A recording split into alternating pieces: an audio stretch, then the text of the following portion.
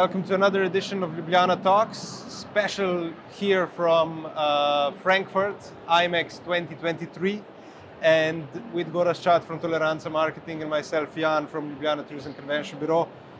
Here we are with a very special guest, Christopher Kai, the CEO of the Mathem Group, and Forbes is international speaker, an author, and founder of GPS, right? And an amazing content that I know you have online and people can look at it. So very excited. Also your book, is the second book already? I've written 7 actually. Seven, yeah. Seventh book. So Christopher, thank you so much for taking your time. Yeah. Welcome to GifterX Talks. Thank you. Well, Christopher, welcome also from my side. So my first question to you is a really simple one. And one written rule states that only good companies from their own form their own stories, while bad companies let others speak in their name. What can you say about it? Do you agree with this statement? Yeah, I mean, we live in a world where if you don't have a story, you're essentially forgettable. And you look at someone like Apple. People don't realize that Apple was near bankrupt in 1997. They bring Steve Jobs back. He creates this campaign called Think Different. In a 1-minute video, he shows an association of Apple with Albert Einstein and Muhammad Ali and Gandhi. And all of a sudden, we want to buy Apple because just like Nike associates athletes with an actual shoe, Steve Jobs associates a phone with all these inspiring people. So any company that has any sustainability or life has a story. But how companies can control the stories? With the AI coming, what can we do? It's all about the customers. The customers, according to McKinsey research, they found that 31% of sales is based on consumer-driven marketing. So let's say we all go to a restaurant and you want to go to Italian place. And yo, this is amazing. I look at the website, look at the chef, but all the testimonials look horrible. So the best way, not so much control, but really to maintain a great rapport is to create a great product. And so have your customers talk about you because it's 31% more successful than if you were to talk about how awesome you are. When you walk around the trade show here in Frankfurt, what is your opinion? How good we are? Are we a good storytellers or? Well, the first impression I have of both of you is you're both smiling. And that's important because persuasion is a science, and smiling, your dopamine level goes higher, serotonin, so all these things, whether you realize that, we're actually chemically connected together.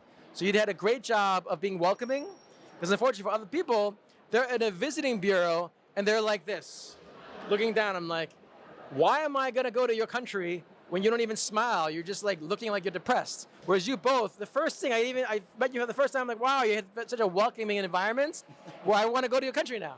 Thanks. Yeah. So great job. Because of the name Ljubljana or something else? No, okay, we will not share that detail. Okay, it's a different story. Okay. Yeah. I know we are talking about communication and you deal with communication from so many different aspects. And I wanted to ask you, how do you see this new technological developments, from GPTs and all this stuff that we have? How do you see it change our communication? Well, for 99% of people, it's going to dramatically change it because you can literally say, how do you give a speech? And then ChatGPT just gives it out for you, right?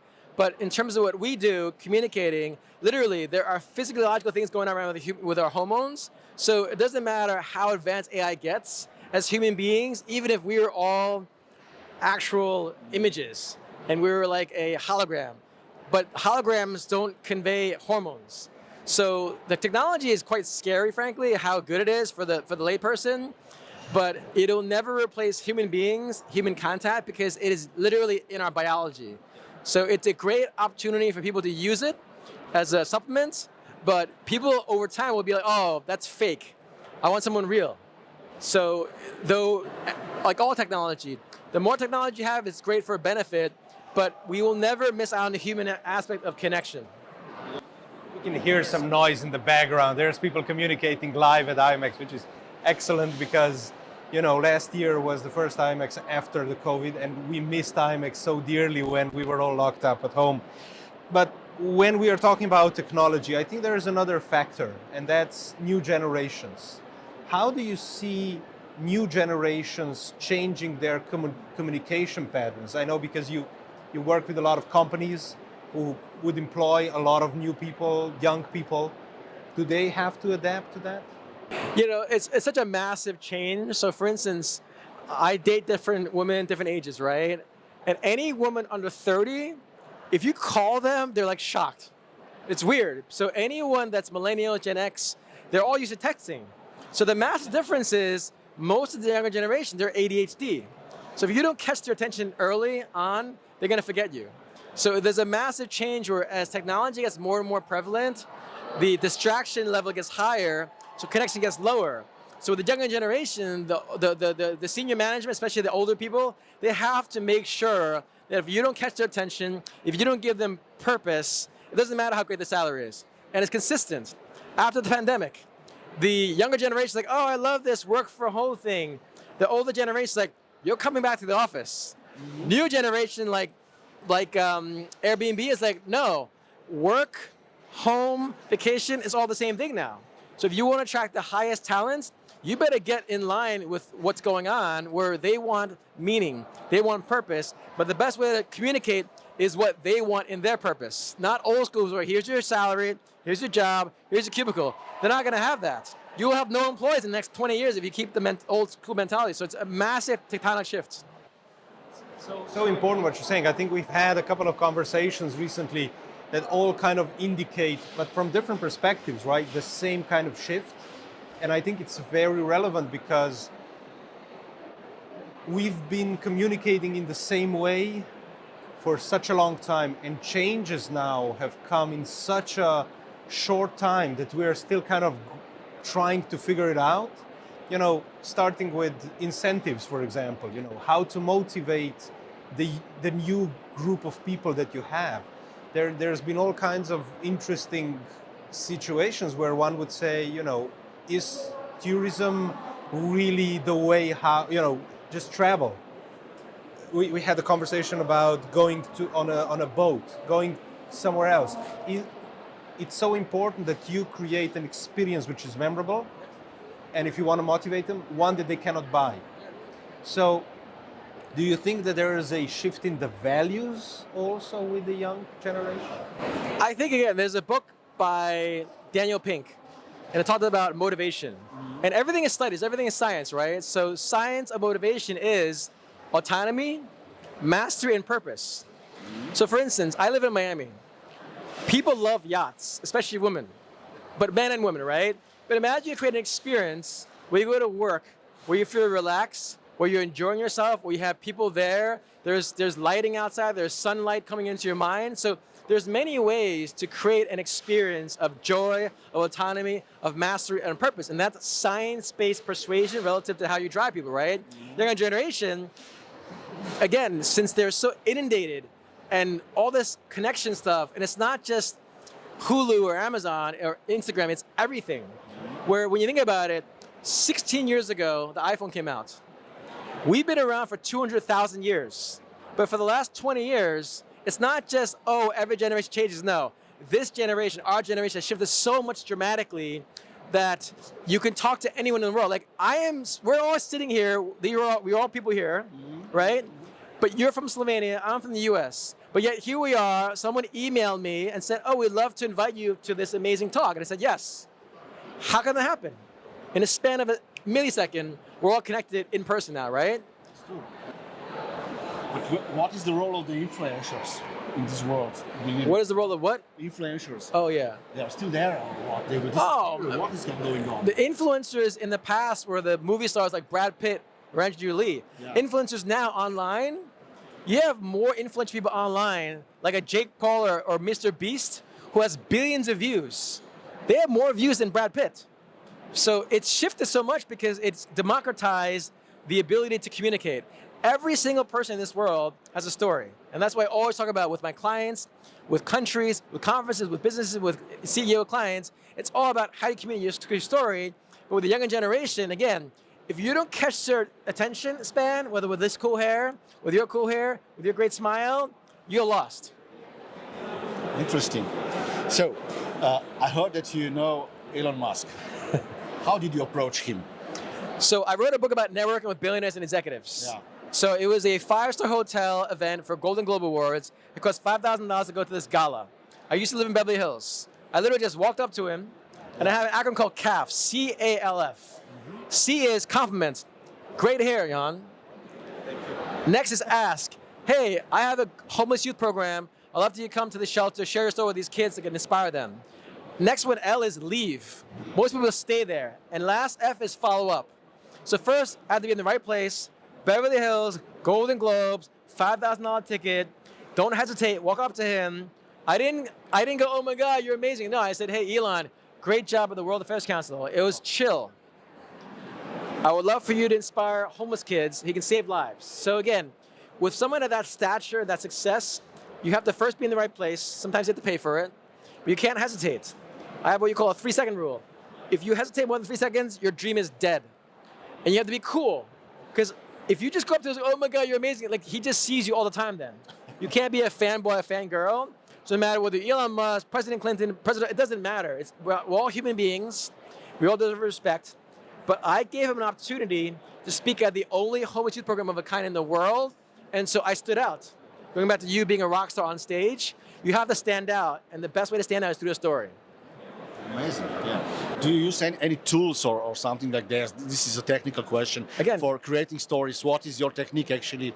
When you have a client on the other side and they want you to bring the great story on the table, you know, how do you start?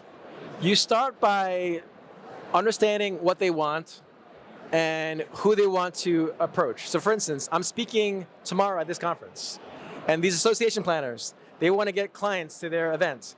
The first thing I say is, what is your association with the people that you surround yourself with? So let's say Slovenia, I don't know much about, but I'm reading about it. It's apparently one of the fastest growing economies in Eastern Europe, and I'm like, oh, that's great, because I don't know. You guys speak English really well, so that means that's welcoming to me. But just knowing that it's one of the fastest growing European countries, that means as a business owner, I want to learn about Slovenia, you know? So if you want to attract more people to your country, it's a great prospect. So it's always about understanding who your client is, who the audience is, and how you communicate a story that relates to the audience. So this goes well also with the young talents coming to the industry. So how somebody who wants to enter the industry, because this is anyhow X and not even millennial scene. I would say 60% X generation and some baby boomers and just few Z and millennials here. How somebody who is from Z generation can approach me? What is your advice to such young talent actually? Literally, if they see that you're part of this Congress and Ljubljana, I would spend 5 minutes on Wikipedia, look at something that's interesting, walk up to you and say, oh wow, I was reading about this and it's so interesting, can you tell me more? So again, here I showed my intelligence, I research, I approach, but make sure it's not just what you say, it's how you say it. Notice how both of you, when I mentioned to you, you both had this amazing heart, you smiled a lot, great posture, right? You didn't say, hey Christopher, good meeting you, I'm looking forward to talk. It's boring. You both have this charisma and dynamism, and it's not just what you say, but how you say it, but for sure, it's always about what are you interested in? What do you most like? Because people don't care about anyone except themselves. Yeah, that's true. It's something that you said in one of the interviews, that you're an introvert. Yeah. How did you break out of the shell to be such a communication guru? Well, I was first actually talked a lot as a kid. So I got punished a lot as a kid. So I was a natural extrovert as a kid. But once you do what I do for a living as a speaker, it's a performance. Mm-hmm. And I don't think people realize a performance requires talent, intention, tenacity, commitment, and focus. So since this is what I do for a living, I'm an introvert because I channel my energy that only when I'm on stage and I have the blessing and privilege of being around you all, then I project that energy to the audience all around the world. So I'm an intentional introvert, but I actually am a natural extrovert. Okay. Yeah. Maybe one comment. We have a challenge actually that approximately 40% of audience at events are introverts. What to do with them actually? How to engage them? Even tomorrow when you will have a show actually, how to play the game with the introverts in the hall. So again, just look at what these two people are doing. They're smiling. Now again, it seems simple, but just not because it's smiling, there are British researchers that found that when you smile, it's like the brain stimulation of 20 You mean happy faces? happy faces smiling specifically. But it's like 2,000 pounds of chocolate and $25,000. So if you're introvert, just smile more. Make sure you look in the mirror, because sometimes you don't look weird, like you won't have a natural smile, you know? But it's important to know that there's psychology and science based on this. But just smiling more, have a relaxed posture, and just hang out with people that are more extroverted. So you don't have to worry about what to say, what not to say. Just be chill, relax, and know that as an introvert, you're better off meeting quality over quantity. It's not about, I got to meet 10 people. No, you're better off meeting one person and having a great connection with that person. One more question from my side, Jan. Sorry. Hello, the content part. Make this like an hour. Yeah, like an hour. I feel that the copywriters are really afraid of AI. You know, what do you feel about it? They're really afraid, kind of. You know, I see this as a tool more, AI, especially ChatGPT. To me, it's a kind of great tool I will use in future for sure.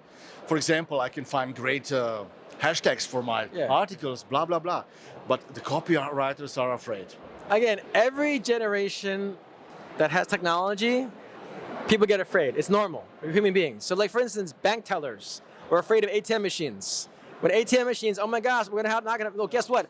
ATM machines want more banks, because more banks have more money has more customers. So every technology in the beginning is always afraid, but ultimately a copywriter, which I am one myself, I love ChatGPT because I can put something in there, use it as a base, and then edit it. Because it's much easier to edit something than to create something from new. So it's actually a great resource to use. It's a great starting point. It's a great base. And I think it's so exciting that it's in the time that we're living.